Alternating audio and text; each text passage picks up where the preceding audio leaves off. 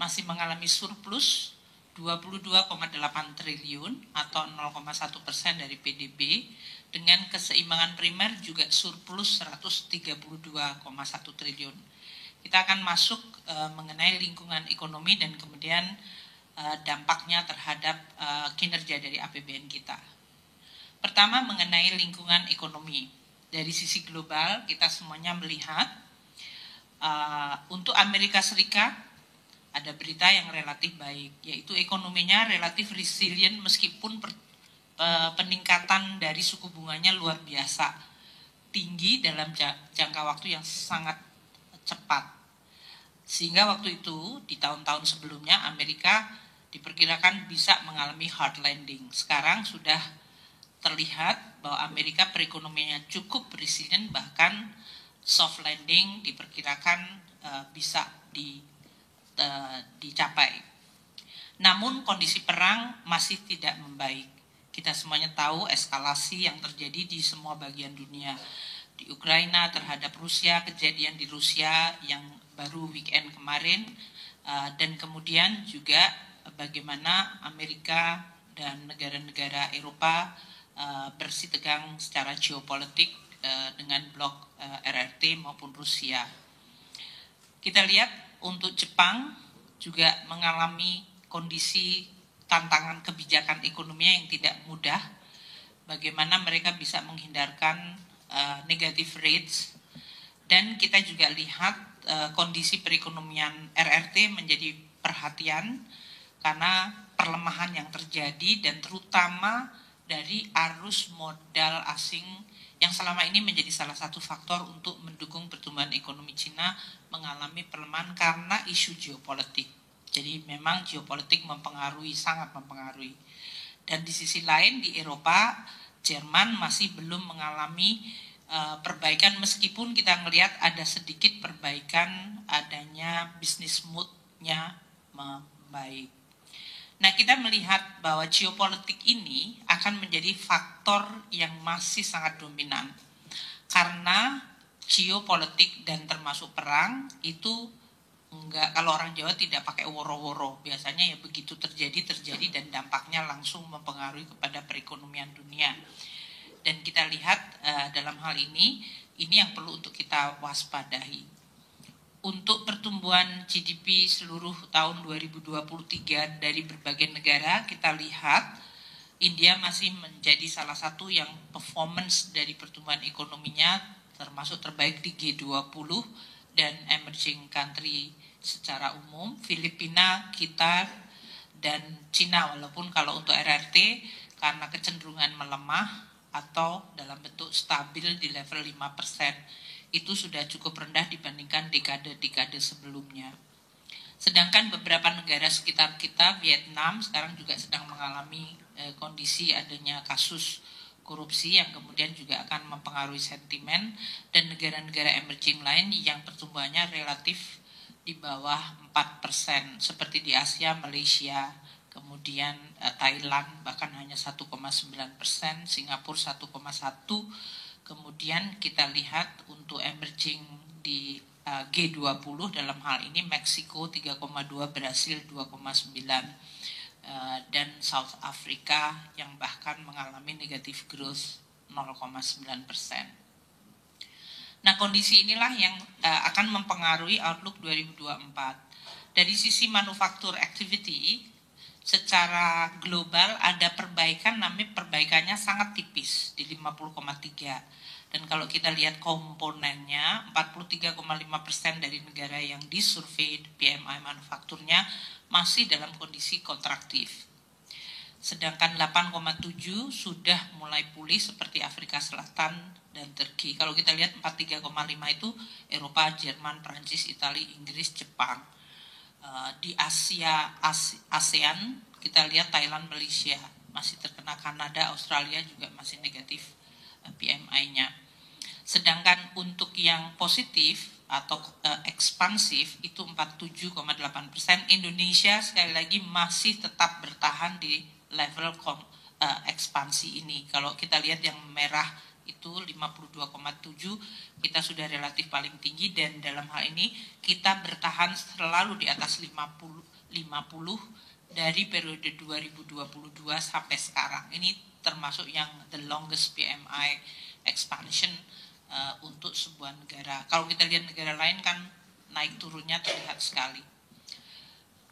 Nah, ini adalah sesuatu yang bagus karena di dalam level dunia harga komoditas mengalami pelemahan yang biasanya di atas kertas untuk Indonesia yang perekonomiannya juga sangat ditentukan oleh komoditas.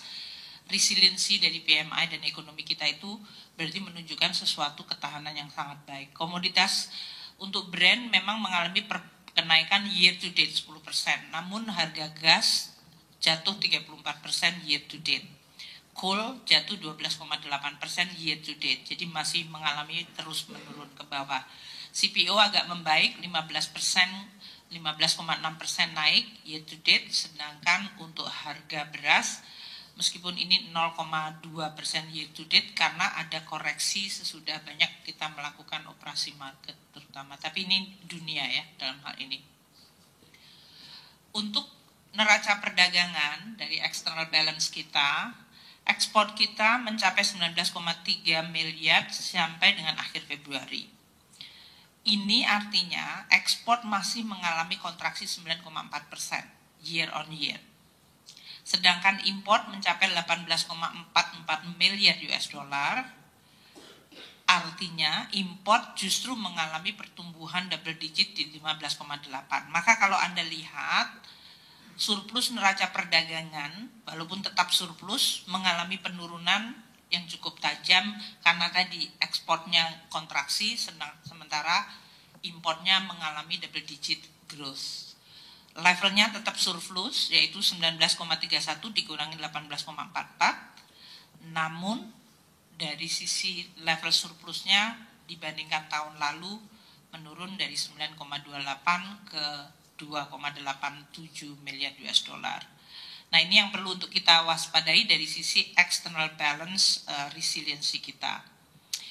Inflasi di Indonesia termasuk yang relatif tetap terjaga baik, rendah. Year to date inflasi kita 0,41. Untuk year on year-nya 2,75%. Dan dari komponen inflasinya terlihat di sini bahwa untuk headline inflation-nya yang tadi 2,75 YoY atau 0,41 year to date. Untuk core inflation masih relatif stabil di 1,68. Kemudian untuk administered price, harga-harga yang dijaga oleh pemerintah atau diatur pemerintah, kontribusinya 1,67. Jadi semuanya masih rendah dan stabil di bawah.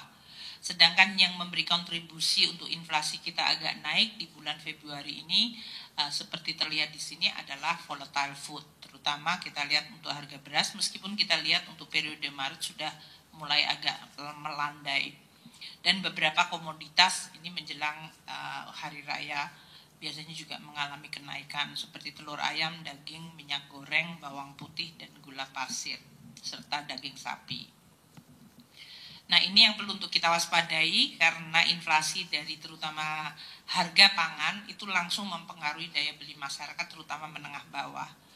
Ini yang perlu untuk kita perhatikan. Banyak langkah-langkah yang dilakukan termasuk dari APBN untuk mendukung kementerian lembaga untuk memperbaiki dan menstabilkan harga supaya masyarakat tetap bisa affordable terhadap harga pangan tersebut. Dari sisi agregat demand, prospek pertumbuhan kita dari jangka pendek masih cukup kuat dan resilient.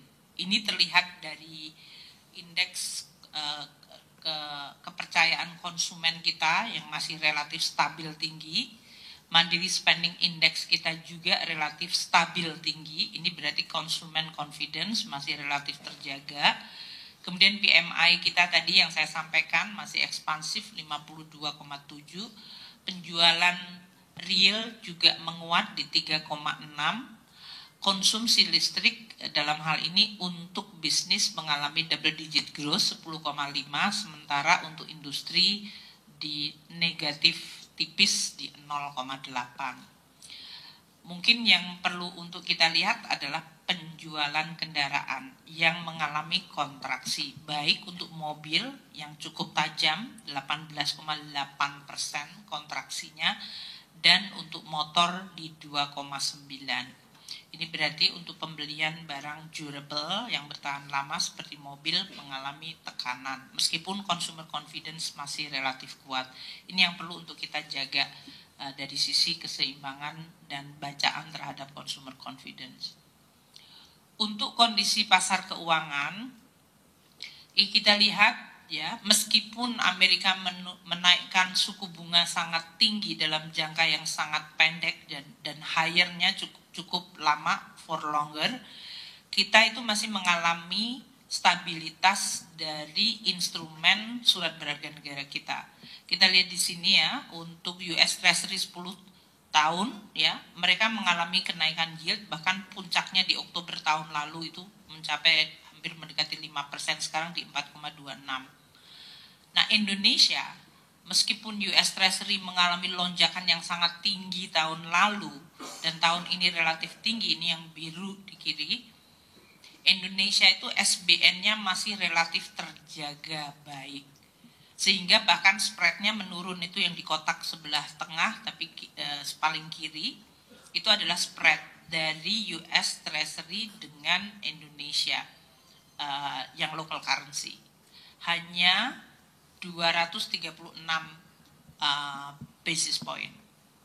Ini termasuk yang paling rendah, kita hampir sama comparable dengan Filipina. Bayangkan untuk Brasil, perbandingan surat berharga negaranya Brasil dengan US Treasury untuk sama-sama 10 tahun itu sampai 678%. Ini pun sudah membaik, tadinya pada Desember 2022 mencapai 881. Tahun lalu sudah turun di 649, sekarang naik lagi di 678.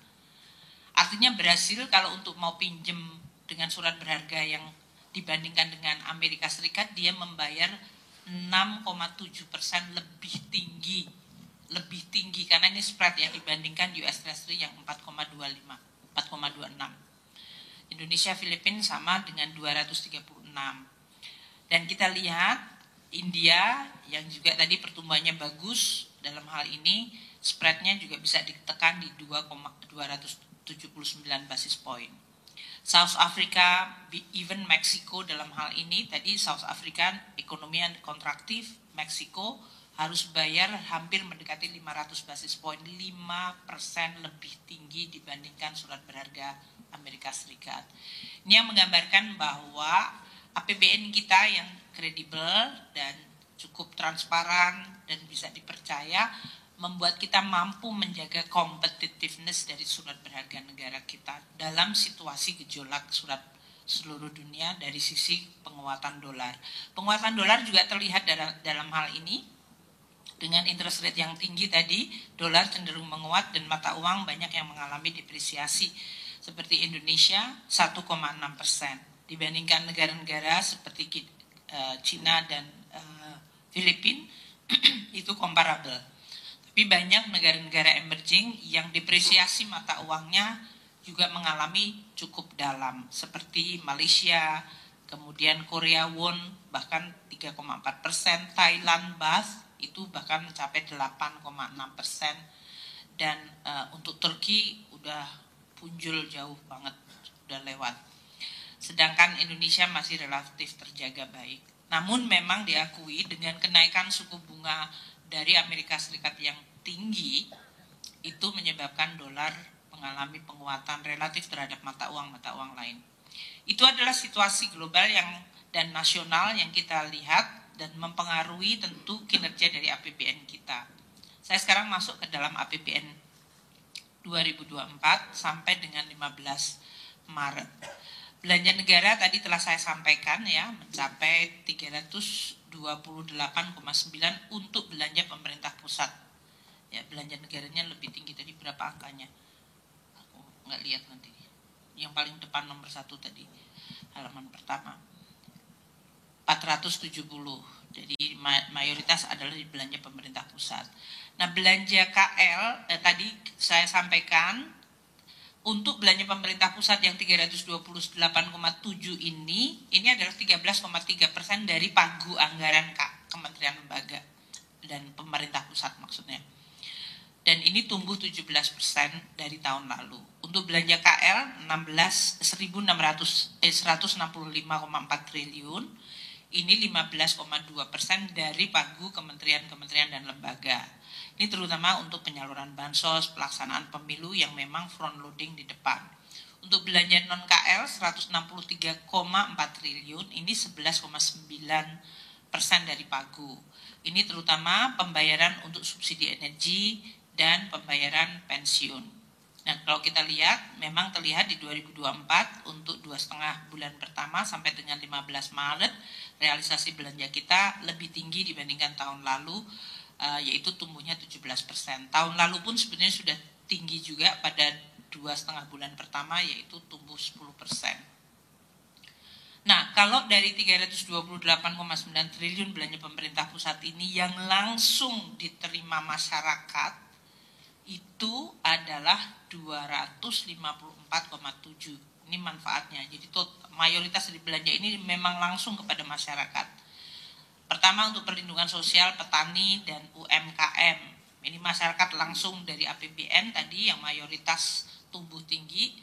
PKH 5,3 triliun, ini 10 juta kelompok penerima mendapatkan manfaat dalam 2,5 bulan ini. Kartu sembako 11,3 triliun, itu untuk 18,7 kelompok penerima. Untuk pembayaran dari PBI, Jaminan Kesehatan Nasional bagi kelompok miskin, 96,7 juta peserta, itu 11,6 triliun kami bayarkan untuk BPJS Kesehatan. Untuk bantuan alat-alat pertanian mesin kepada petani 74 miliar. Kemudian subsidi BBM 1,7 triliun untuk 1,5 juta kiloliter, dan LPG 3 kilo kita sudah bayarkan 6,8 triliun untuk 0,7 juta metrik ton. Ini adalah langsung masyarakat menerima manfaatnya. Untuk manfaat melalui pendidikan, ada program Indonesia Pintar 963 miliar, ini 1,4 juta siswa. Program KIP kuliah 1,3 triliun, 132.400 mahasiswa menerima KIP kuliah. BOS untuk sekolah-sekolah yang dikelola oleh Kementerian Agama, karena itu vertikal, 4,4 triliun untuk 4 juta siswa, dan biaya operasi untuk perguruan tinggi 765 untuk 197 perguruan tinggi negeri. Sedangkan belanja infrastruktur yang langsung dirasakan manfaatnya oleh masyarakat, yaitu dari mulai rehabilitasi infra, jalan, jembatan, rel kereta api, bandara, bendungan, jaringan irigasi, dan berbagai gedung di dalam rangka untuk pendidikan. Saya ingin menyampaikan realisasi anggaran perlindungan sosial, dan ini yang sering muncul terutama di media-media sosial, kayaknya menjadi pembahasan banget. Seperti kita sampaikan ya, waktu kita menyampaikan APBN 2024 ini, anggaran perlindungan sosial tahun ini mencapai 496,8 triliun. Perlinsos, bukan bansos ya, perlinsos, perlindungan sosial. Kemarin juga saya dengar bahwa Kementerian Sosial di DPR menyampaikan bahwa untuk Kementerian Sosial hanya bertanggung jawab 75,6 triliun. Itu memang untuk program kartu sembako yang bawah ya, PKH, asistensi, rehabilitasi sosial, terutama untuk lansia dan yang lain-lain. Kemudian di dalam perlinsos ini, karena orang bertanya, loh kalau Kemensos hanya 75,6, sisanya siapa yang mengelola? Satu, Kementerian Pendidikan dan Kebudayaan untuk berbagai program membantu siswa-siswa atau mahasiswa yang tidak mampu, itu PIP maupun KIP. Itu 30 triliun sendiri. Itu adalah memang membantu perlindungan sosial bagi murid-murid dan mahasiswa yang kurang mampu. 30 triliun. Kemudian Kementerian Kesehatan 49 triliun itu untuk tadi masyarakat miskin yang tidak mampu untuk membayar BPJS Kesehatan. Kita membayar untuk 496 itu 49 triliun sendiri adalah untuk tadi pembayaran PBI, Jamkes, NAS, JKN sebesar 49. Kemudian yang langsung ke masyarakat desa itu bantuan langsung tunai desa ada 10,7 triliun. Nah sisanya yang 330 itu apa? Itu adalah perlindungan sosial, bantuan sosial kepada masyarakat dalam bentuk subsidi energi. Seperti subsidi BBM, entah diesel, maupun solar maupun pertalite, kemudian LPG, dan subsidi listrik. Itu semuanya langsung dinikmati masyarakat. Memang tidak melalui kementerian lembaga, tapi kita membayar langsung kepada eksekutornya yaitu PLN atau Pertamina. Untuk subsidi non-energi seperti subsidi pupuk, PSO, yaitu kalau kita naik kendaraan umum yang tarifnya dalam hal ini tidak mencerminkan biaya, itu disubsidi. Dan juga untuk bunga KUR, ini adalah untuk usaha kecil, mikro, UMKM, koperasi, mereka mendapatkan kredit dengan suku bunga yang sangat rendah. Itu bunganya disubsidi oleh negara, itu termasuk perlindungan sosial. Dan juga untuk perumahan kelompok masyarakat berpendapatan rendah MBR. Itu mereka bisa membeli rumah dengan kredit yang disubsidi oleh pemerintah. Di dalam 330 juga masih ada cadangan untuk kalau terjadi bencana, seperti yang kalau ada gempa bumi dan yang lain-lain itu kita masuk. Jadi untuk supaya masyarakat, mungkin ya banyak yang menanyakan 496,8 triliun, 75,6 memang Kemensos yang melakukan, sementara sisanya ada di beberapa kementerian lembaga dan subsidi yang cukup besar dalam bentuk tadi barang, listrik, LPG, BBM, pupuk, kemudian kredit usaha dan kredit perumahan. Nah, realisasi dari 496,8 triliun sampai dengan 29 Februari ini ya, sampai akhir Februari ya, belum sampai 15 Maret adalah 37,9 triliun.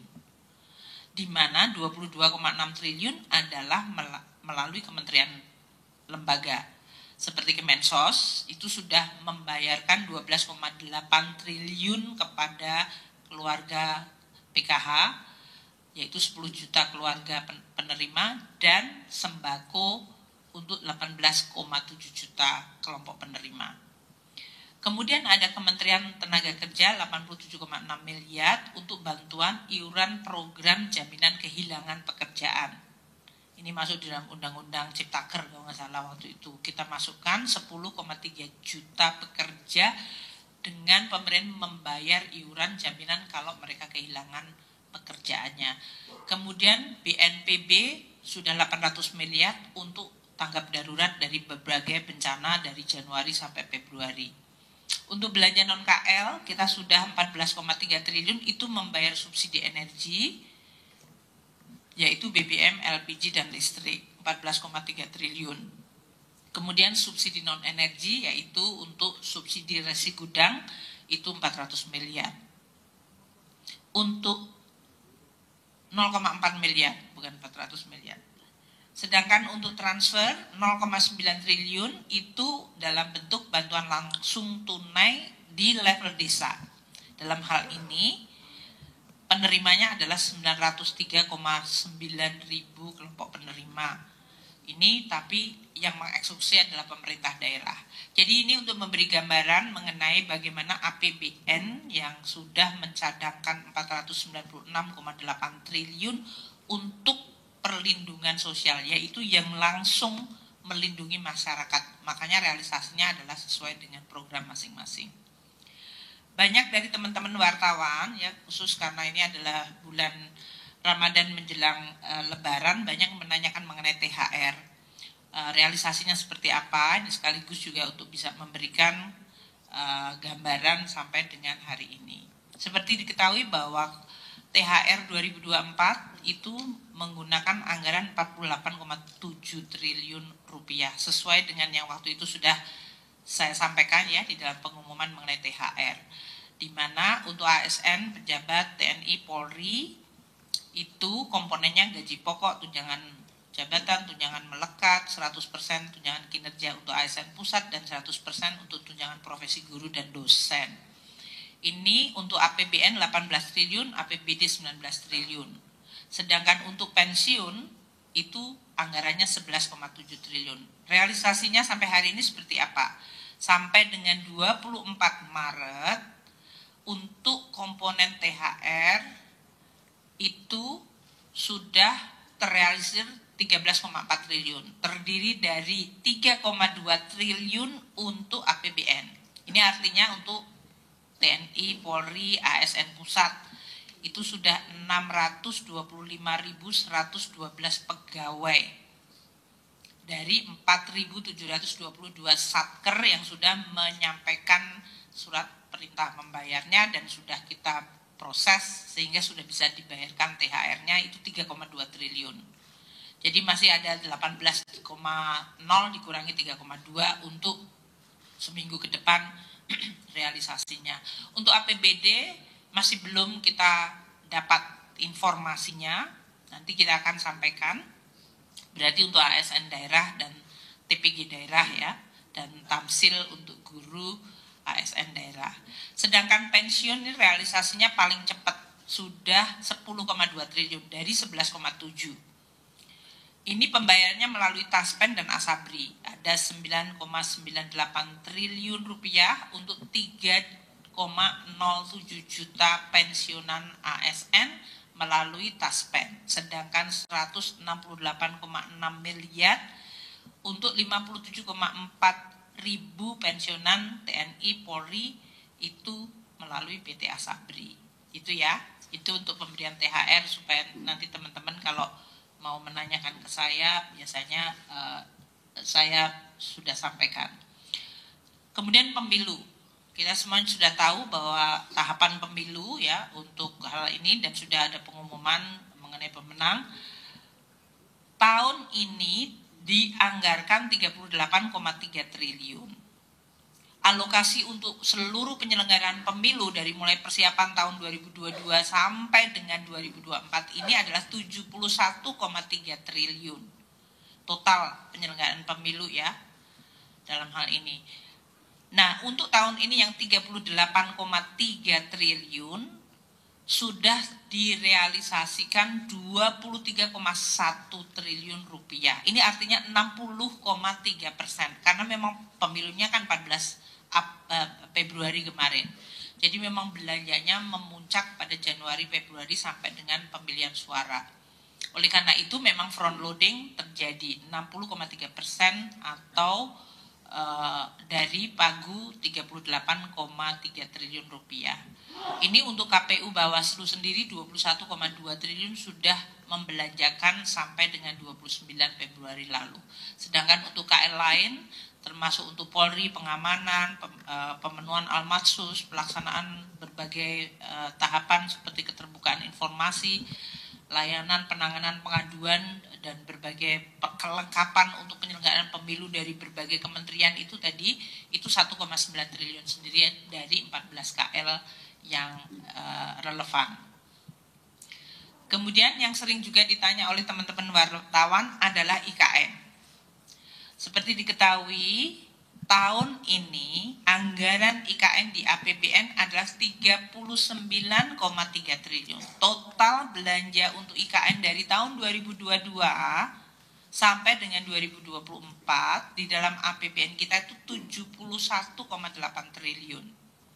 Tahun 2024 ini 39,3 triliun. Itu lebih besar dari tahun lalu yang 27 triliun.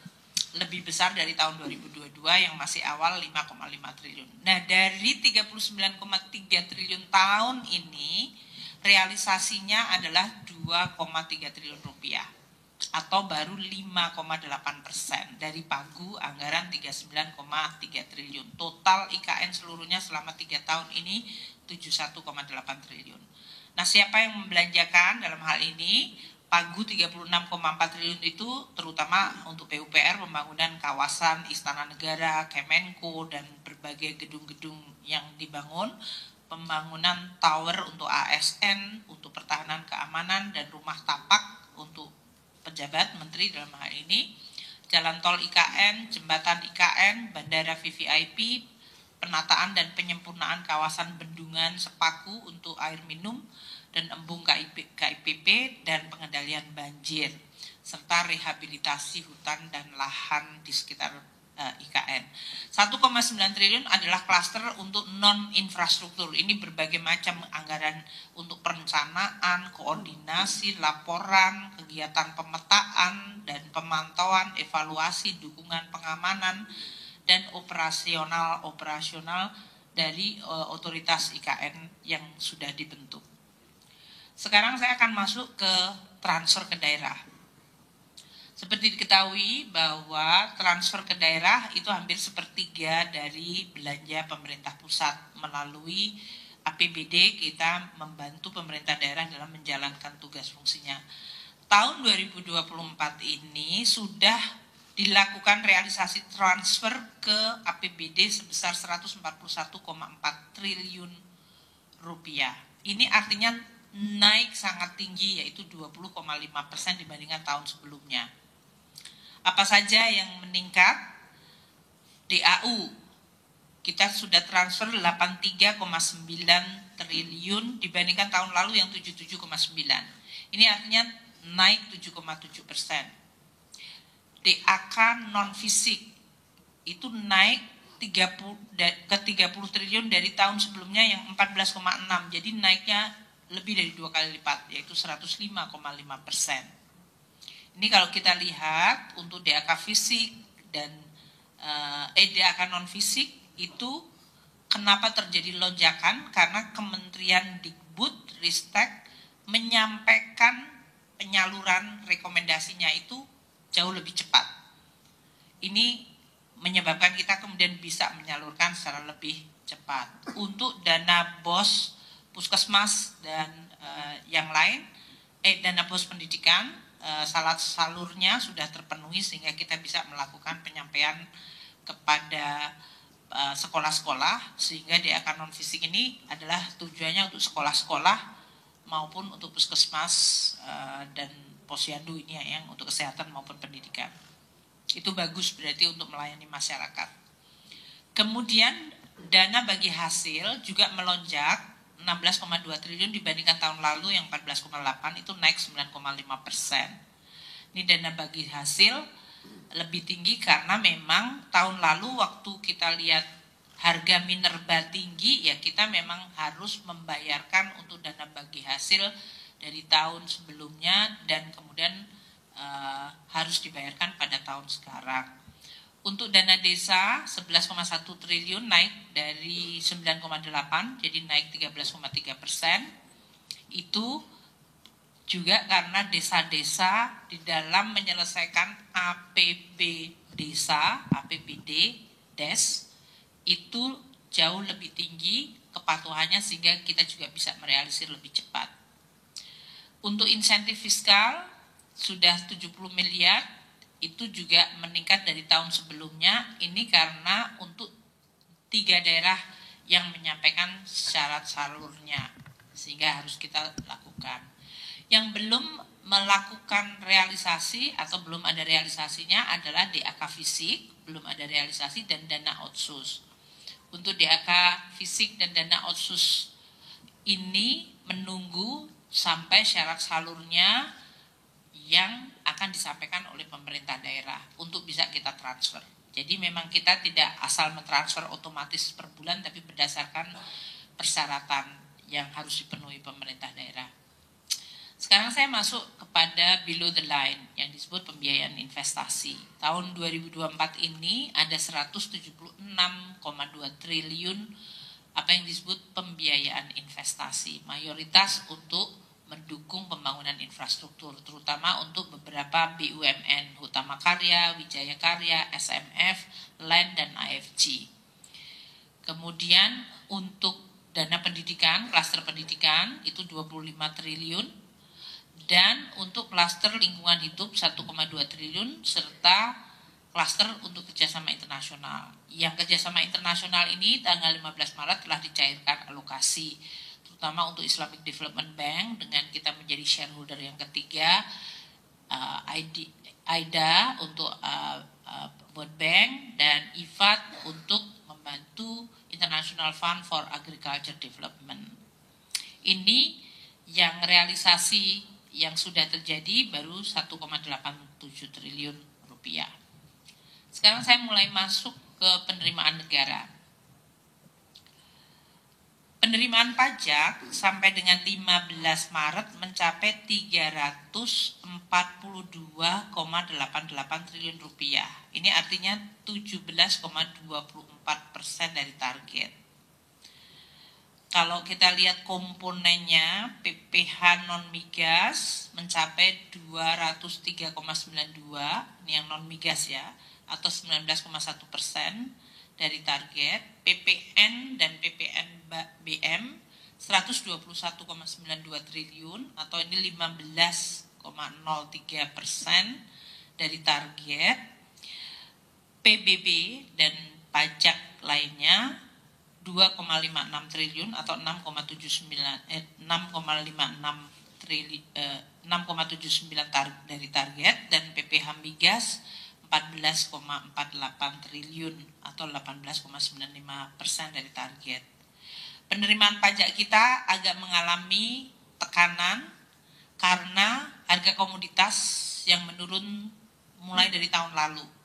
Dan ini berarti perusahaan-perusahaan, ya, dalam hal ini mereka kemudian meminta restitusi karena pembayaran masanya mungkin lebih tinggi dibandingkan apa yang akan mereka laporkan pada bulan April nanti. Sehingga memang kalau dari sisi dengan restitusi netonya kita mengalami tekanan penerimaan pajak kita. Namun kalau dari sisi brutonya, pertumbuhan bruto kalau belum dikurangi restitusi, kita masih tumbuh 5,7%. Nah, kalau kita lihat ya di sini ya, realisasi kumulatif dari perkembangan penerimaan pajak dari mulai 1 Januari sampai 15 Maret kan kelihatan. Kalau kita Januari kita mengumpulkan 149,2, Februari 269, Maret untuk sampai 15 hari pertama saja 342 total ya, ini kumulasi berarti dari sebelum-sebelumnya. Nah, ini berarti tiap tahun kita tiap bulannya kita tumbuh terhadap APBN ya, terhadap target APBN kita sudah mencapai 17,2% dari target APBN. Nah, kita mungkin melihat harga komoditas akan juga menjelaskan penerimaan pajak, terutama karena tahun lalu menurun dan mulai terrealisasinya di 2024 ini pembayarannya. Dan untuk penurunan PPN dalam negeri dan PPH juga terutama yang migas juga mengalami penurunan karena tadi harga migas yang korektif dibandingkan tahun sebelumnya. Untuk non migas kita masih menunjukkan adanya pertumbuhan. Nanti kita akan lihat dari komponen PPN ini. Kita lihat di halaman selanjutnya jenis pajaknya. Untuk PPH 21 kita sudah mengumpulkan 59,91 triliun. Ini yang pajak yang dibayarkan oleh karyawan, pekerja ya dalam hal ini, yang dipotong oleh perusahaan dan diserahkan untuk negara untuk PPH 21-nya. PPH 21 itu kontribusi terhadap total penerimaan 17,47%. Nah, kalau kita lihat pertumbuhannya sangat impresif dalam hal ini, yaitu tahun 2024 ini 24,3%. Pertumbuhan kumulatifnya ya, sedangkan untuk tahun lalu adalah 21,7%. Untuk PPH 22 import dalam hal ini naik, namun lebih karena dijelaskan oleh perubahan kurs tadi. Kursnya kan mengalami depresiasi sehingga penerimaan dalam rupiahnya menjadi lebih gede kalau dia satuannya tadinya dalam bentuk devisa. Kita sudah mengumpulkan 16,09 triliun atau 4,69% dari penerimaan kita. Pertumbuhannya positif 7,4%.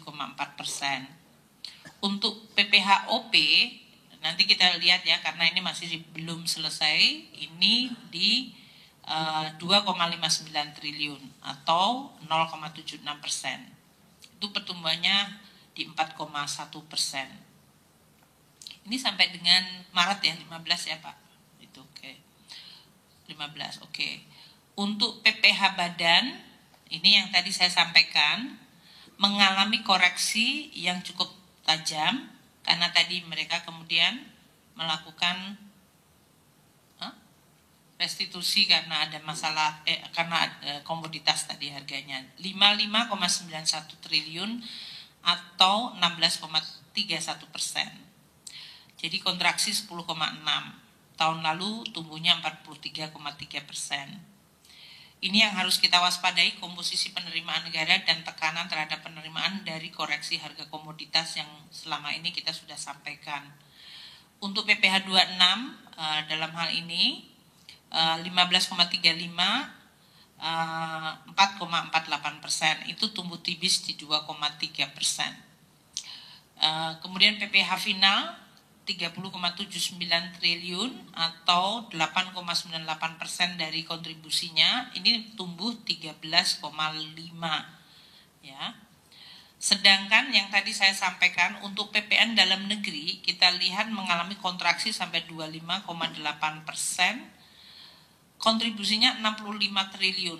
Ini adalah kontributor kedua terbesar atau bahkan pertama terbesar bahkan.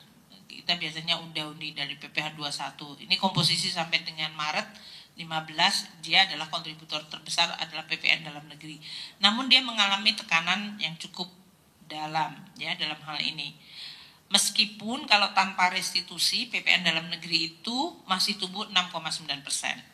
PPH badan tadi yang kontraksi 10,6 ya, yang merah-merah itu, kalau tanpa restitusi dia masih tumbuh 7,5%.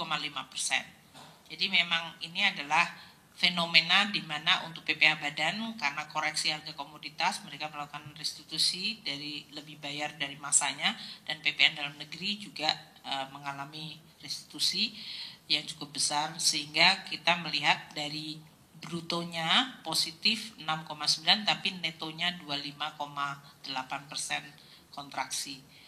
Untuk PPN import 51,3 triliun atau 14,96% dari kontribusinya. Ini juga masih tumbuh tipis di 2,4.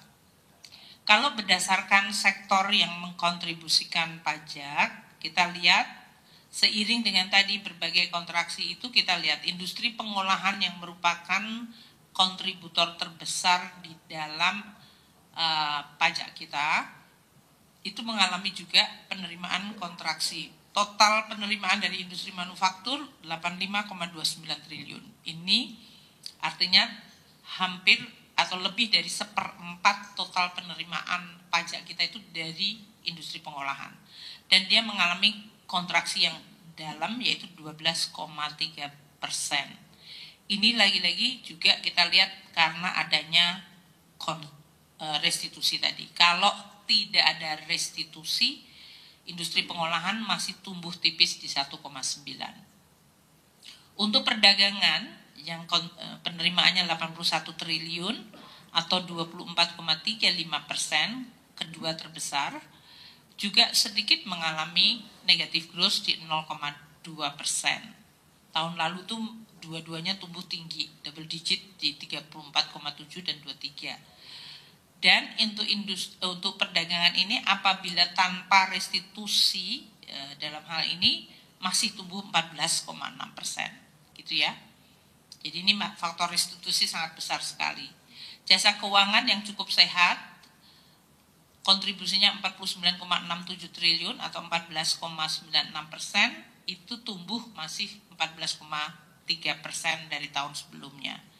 Pertambangan mengalami kontraksi sangat dalam, ini juga karena restitusi, kontribusinya 19,4 triliun atau 5,83% dari total penerimaan kita dari pertambangan, dengan pertumbuhan negatif. Kalau tanpa restitusi pertambangan negatifnya hanya 4,1, gitu ya. Sedangkan untuk konstruksi masih bagus, tumbuh 7,4%.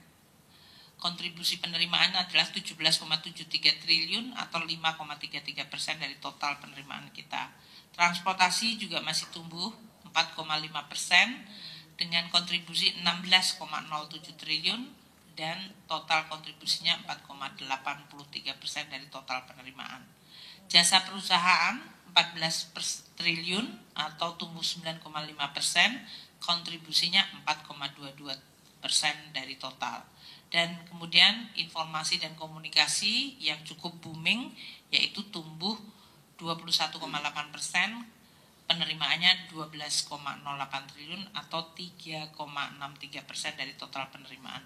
Ini komposisi dan kita lihat dinamika perekonomian kita terlihat untuk pertambangan, manufaktur, dia tekanannya cukup besar karena harga komoditas dan kemudian menimbulkan berbagai restitusi yang harus dibayarkan kembali dan itu mempengaruhi kinerja dari penerimaan dari sektor tersebut. Sedangkan yang di luar sektor itu seperti konstruksi, jasa keuangan, transport, komunikasi itu masih relatif sehat.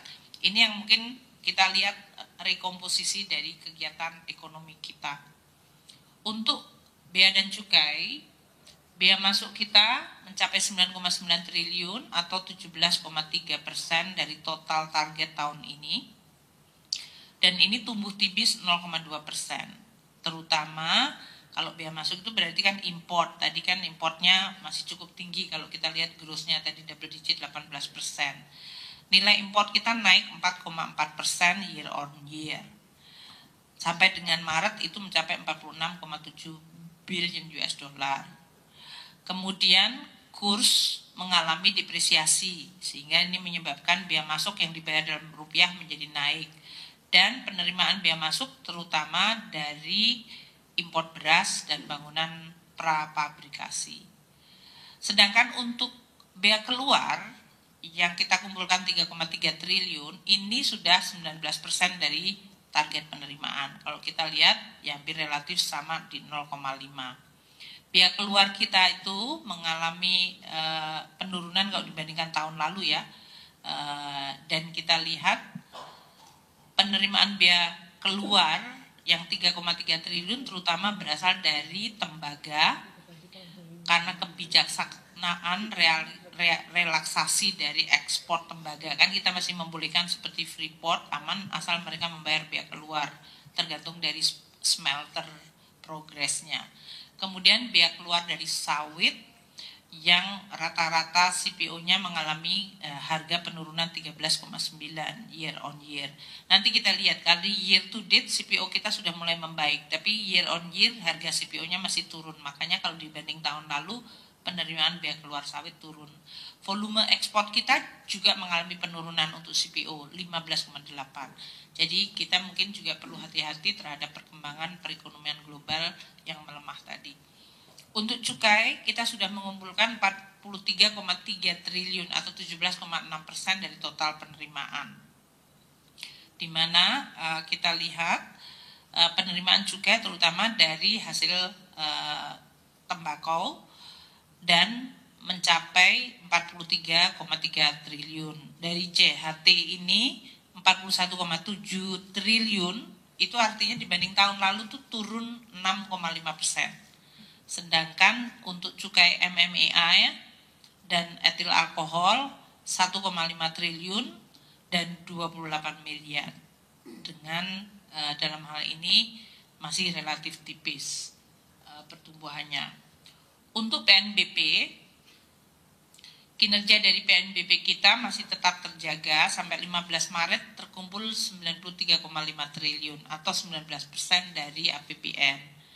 Kalau kita lihat 93,5 ini sebetulnya mengalami penurunan 12,3% dari penerimaan PNBP tahun lalu. Karena tahun lalu mencapai 106,6 triliun. Jadi ini sudah mulai terlihat terutama untuk komoditas SDA. Dan kita lihat ini untuk SDA migas ya, kontraksinya sampai 20,1%. Karena migas itu selain harga ICP-nya turun, liftingnya juga turun sehingga memang penerimaan kita kemudian mengalami penurunan 20%. menjadi hanya 17,8 triliun. Tahun lalu itu 22,3 triliun. Untuk SDA non migas, ya SDA non migas ini juga mengalami penurunan karena harga batu bara dan volume produksi batu bara juga menurun. Kita lihat penurunannya cukup tajam, 38,7%, yaitu hanya 22,4, tahun lalu itu 36,6 triliun rupiah. 22,4 triliun itu 23% dari target APBN. Untuk kekayaan negara yang dipisahkan yaitu BUMN, kita mendapatkan dividen yang disetor cukup awal, yaitu dividen terutama dari BRI yang menyetorkan dividen interim sebesar dalam hal ini 6,8 triliun. Ini naik tajam dibandingkan tahun lalu yang hanya 4,6 triliun. Jadi kenaikannya 47% sendiri. Untuk PNBP lainnya 33,4 triliun atau dalam hal ini sudah 29% dari target. Itu terutama kalau kita lihat levelnya 33,4 itu masih kontraksi dibandingkan tahun lalu yang 34,5. Tapi kita lihat dari sisi PNBP KL yang tumbuh 14,9%, terutama karena dari jasa tenaga pekerjaan dan informasi serta kompensasi wilayah izin usaha pertambangan yang kita dapatkan realisasinya untuk KL.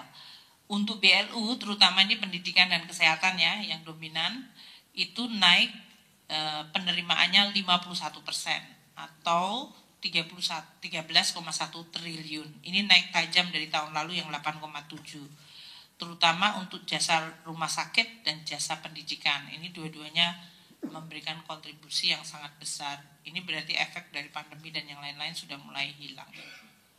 Sekarang saya akan membahas yang terakhir mengenai postur APBN yaitu pembiayaan. Sampai dengan 15 Maret untuk pembiayaan utang terrealisir 72 triliun. Penerbitan SBN neto kita 70,2 triliun. Ini artinya untuk pembiayaan utang itu 11,1% dari APBN. Untuk SBN itu 70,2 itu 10,5% dari APBN. Angka ini kalau dibandingkan tahun lalu pada 15 Maret, maka pembiayaan utang kita turun tajam. Kalau tahun lalu pada 15 Maret 2023 itu pembiayaan utang mencapai 181,4 triliun. Bahkan untuk SBN netonya mencapai 169,5 triliun. Sekarang hanya 70,2 triliun. Itu drop 60,3% untuk pembiayaan utangnya.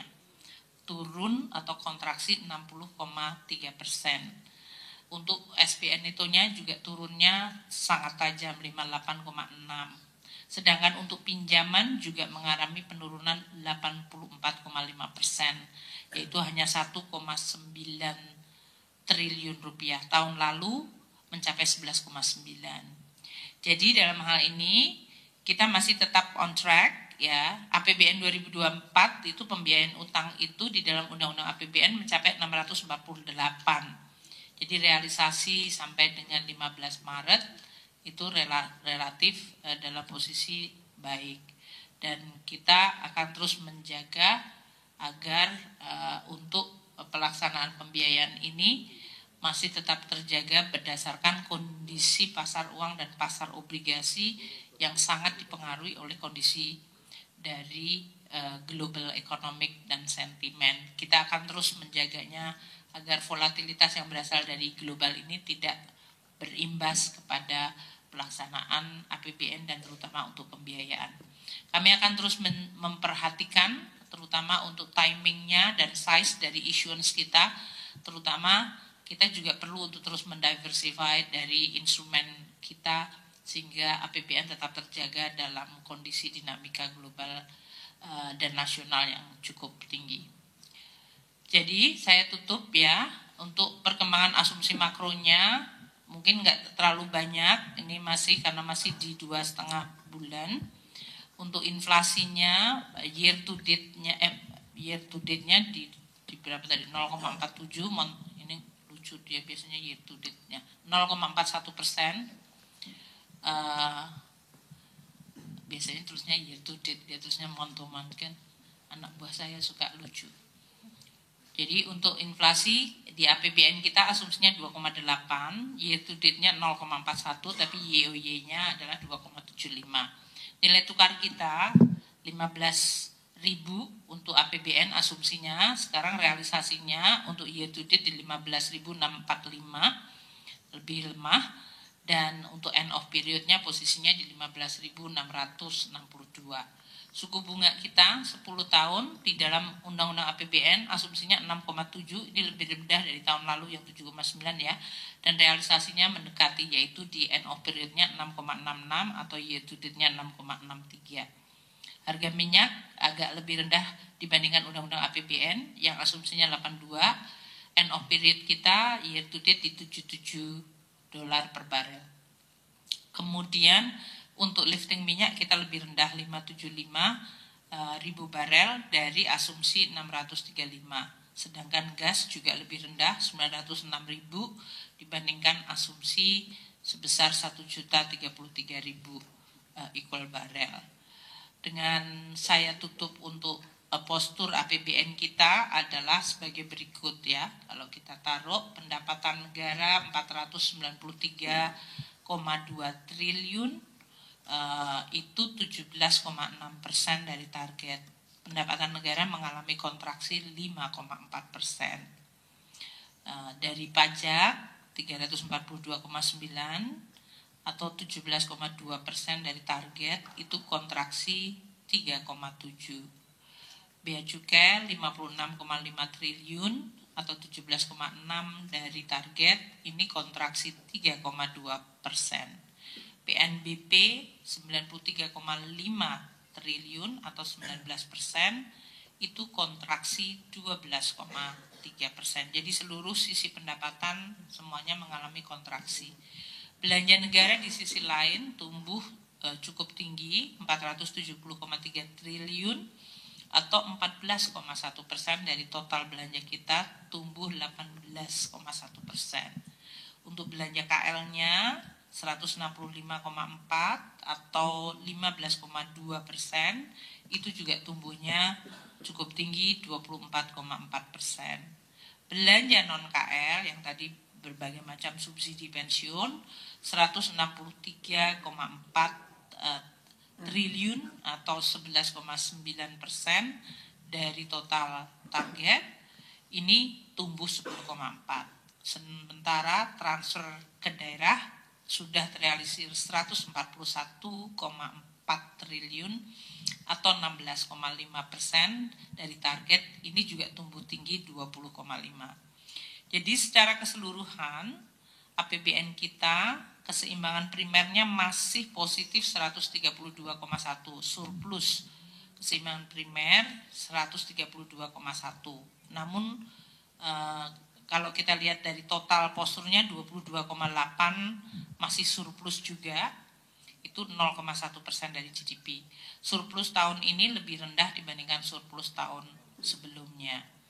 Untuk pembiayaan telah terrealisir 72,5 triliun rupiah atau 13,9% dari target tahun ini. Ini menurun tajam hampir 60%, yaitu 59,2. Itulah yang sudah terrealisir untuk perjalanan APBN 2,5 bulan dari 12 bulan tahun ini. Kita masih melihat bahwa APBN kita menjadi instrumen yang sangat diandalkan untuk menjaga ekonomi, untuk menjalankan program-program pemerintah prioritas nasional. Jadi saya tutup, risiko dari global akan terus kita pantau karena dia menjadi faktor yang terus membayangi kondisi perekonomian nasional dan pelaksanaan APBN. Beberapa yang seperti saya sampaikan tadi, geopolitik, kebijakan mengenai suku bunga, kinerja ekonomi negara-negara maju, kemudian isu perubahan iklim, kemudian digital teknologi, aging population, itu semuanya akan menjadi faktor yang harus kita terus amati dan kita harus jaga agar pengaruhnya kepada ekonomi kita bisa kita mitigasi. Kemudian di dalam negeri kita lihat harga komoditas yang sudah mulai turun dari tahun lalu mulai terlihat di dalam penerimaan negara kita. penerimaan pajak tadi, kemudian bea keluar, dan juga dari sisi APBN kita, PNBP tadi. Sedangkan belanja kita untuk terutama program-program menuju pemilu tadi dan akselerasi beberapa belanja memang menimbulkan kenaikan yang cukup tinggi. Aktivitas ekonomi tetap kita jaga sesuai dengan prioritas nasional dan APBN kita tetap jaga menjadi instrumen yang diandalkan untuk menghadapi shock, untuk menjalankan program prioritas, untuk menjalankan agenda pembangunan. Mungkin demikian yang bisa saya sampaikan. Terima kasih kepada teman-teman.